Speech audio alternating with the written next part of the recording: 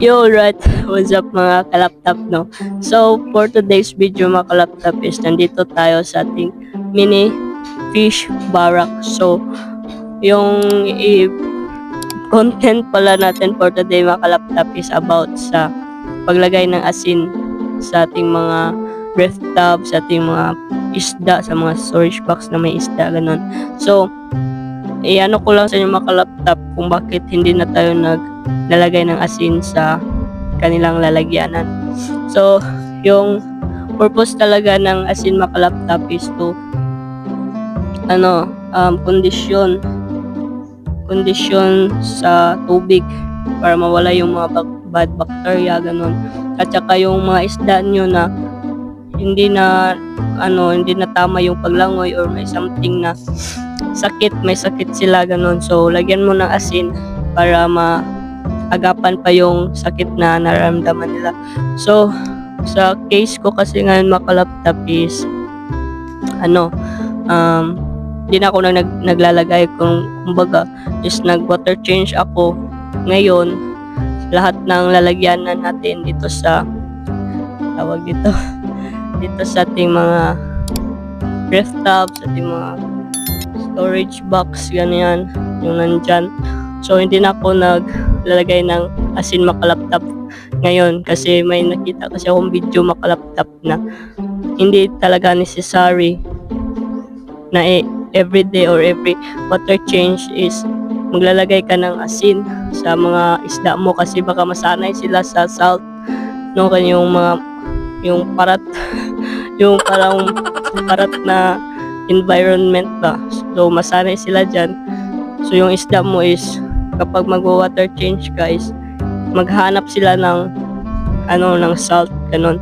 So ngayon makalaptop is hindi na ako naglalagay ng asin. So yan, sinanay ko na yung mga isda ko makalaptop. Every mag-water change ako is hindi na talaga ako maglalagay. Kumbaga is 30% ako mag-water change, 30% din yung ilalagay ko na bagong tubig. So yun lang yung purpose ko. So kapag ako makalaptop, nag-water change, so ayan, 50%, hindi talaga ako nag 100% makalaptop.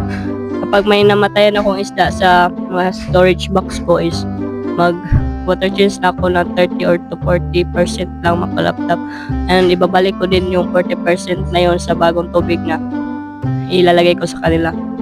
So kung bakit ba hindi, no? So hindi talaga necessary na maglagay tayo ng asin unless is may sakit yung mga isda mo. So yung asin kasi makalaptop is pag palagi mo nilalagyan ng asin yung nasa ref tub mo or sa storage box is possibly makalaptop is mamamatay yung mga good bacteria dyan, yung nasa sponge filter mo, ganun. Yung mga dapat nga good bacteria is namamatay sila, parang imbis na maraming good bacteria is paglagay mo ng asin, nandun namatay na sila lahat kasi lagi mo nilalagyan ng asin. So yun yung bale bawal pag mawala ng mga good bacteria yung mga lalagyanan natin kasi wala nang magko-convert ng mga bad to good, yun.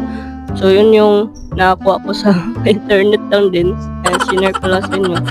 And sa mga din natin, may mga nitrate pa yun, nitrite, mga ganun na mga bacteria is pag nilagyan mo ng asin, ng masyadong asin, every water change talaga, no, malagay ka ng asin. So bawal na talaga yan, unless na lang talaga pag may nararamdaman yung yung isda na kakaiba. So yun yung nilagay ko, katulad ng flower horn.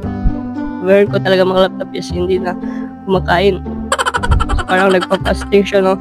So nag-water change ako noon ng 50% at binalik ko ng 50% din na bagong tubig at nilagyan ko na asin kasi may kakaiba kasi sa kanila. So yun, medyo na okay naman siya and good din yung asin. May disadvantage lang talaga siya, advantage at disadvantage pag maglalagay ka ng asin ng every water change mo, ganun. So hindi talaga siya ano, parang advisable ba tawag doon pag palagi ka nalagay. So dito sa akin mga laptop is hindi na ako naglalagay ng asin.